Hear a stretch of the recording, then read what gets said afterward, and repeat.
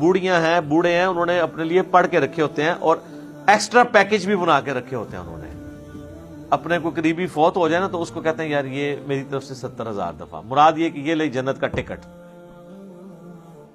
اور یہ بڑے بڑے ذمہ دار علماء نے یہ کام کیا ہے. آپ فضائل اعمال ذرا کھول کے دیکھ لیں, اس کے اندر ایک واقعہ موجود ہے. نبی الاسلام کی وفات سے آلموسٹ 650 سال کے بعد کا یہ واقعہ ہے, کیونکہ وہ شیخ قرطبی جو ہیں وہ ان کا ٹائم پیریڈ یہی بنتا ہے. وہ کہتے ہیں جی شیخ قرطبی کا بیان ہے. شیخ قرطبی کو بھی بیچارے کو نہیں پتا ہوگا, اس کی طرف ایک منسوب ہے. شیخ زکریا کاندھلی فضائل اعمال میں لکھتے ہیں کہ انہوں نے نا وہ ایک ایسے نوجوان سے ملے کہ جسے کشف ہو جایا کرتا تھا کہ کون جنت میں ہے اور کون جہنم میں. اللہ اکبر. صحابہ کو نہیں ہوتا تھا. آپ حدیث سن چکے ہیں بخاری مسلم کی کہ وہ نبی الاسلام کی برکت سے وہ جو 2 قبر والوں کے اوپر جو ٹہنی کی وجہ سے عذاب کی تخفیف ہوئی, صحابہ کو نہیں پتا چلا کہ اس کے اندر کیا ہو رہا ہے. حضور نہیں بتایا. بلکہ مسلم شریف میں تو الفاظ ہیں آگے کہ میں نے ارادہ کیا کہ میں اللہ سے دعا کروں کہ تمہیں عذاب قبر سنوا دیں, لیکن پھر مجھے ڈر ہوا کہ تم اپنے مردوں کو دفنانا چھوڑ دو گے. تو صحابہ نے تو سنا بھی نہیں, دیکھنا تو بڑی دور کی بات ہے. بخاری اور مسلم دونوں میں حدیث ہے. ایک مدعم نامی غلام تھا حضور کا جو آپ کی سواری کا کجاوا کسا کرتا تھا. غزوہ خیبر کے موقع پر ایک نامعلوم تیر لگا اور وہ شہید ہو گیا. صحابہ نے کہا یہ تو سیدھا جنتی ہے, حضور کا خدمت گزار ہے, ظاہر ہے جی ہم بھی ہوں تو یہی کہیں. آپ فرمایا تم جنت کی بشارت دے رہے ہو. اس نے مال غنیمت سے ایک چادر چوری کی تھی, اللہ نے مجھے دکھایا وہ آگ کی بنا کے اس پہ ڈال دی گئی ہے.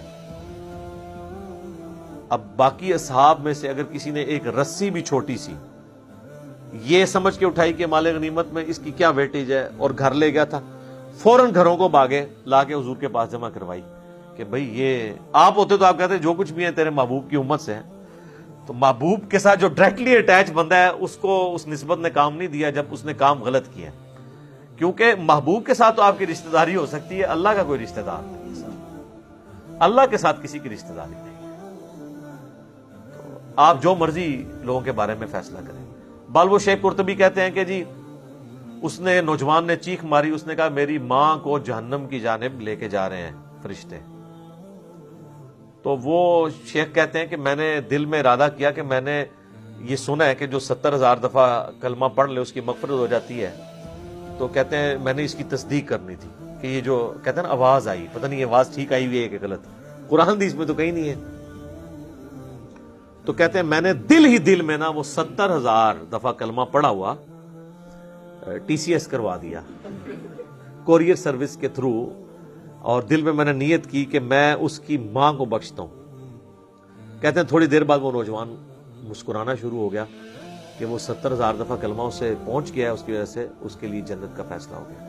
اور شیخ فرماتے ہیں مجھے اس واقعے سے 2 چیزوں کی تصدیق ہو گئی. ایک تو یہ تصدیق ہوگی کہ یہ صاحب کشف جو ہے یہ صحیح ہے, واقعی اس نے دیکھا ہے, یعنی وہ جہنم سے جنت کا فیصلہ ہوا ہے. دوسرا مجھے یہ بھی تصدیق ہوگی کہ 70,000 دفعہ کلمہ اگر کسی کو TCS کروا دیا جائے ارجنٹ میل سروس کے تھرو تو اس کی وجہ سے اس کی مغفرت ہو جاتی ہے.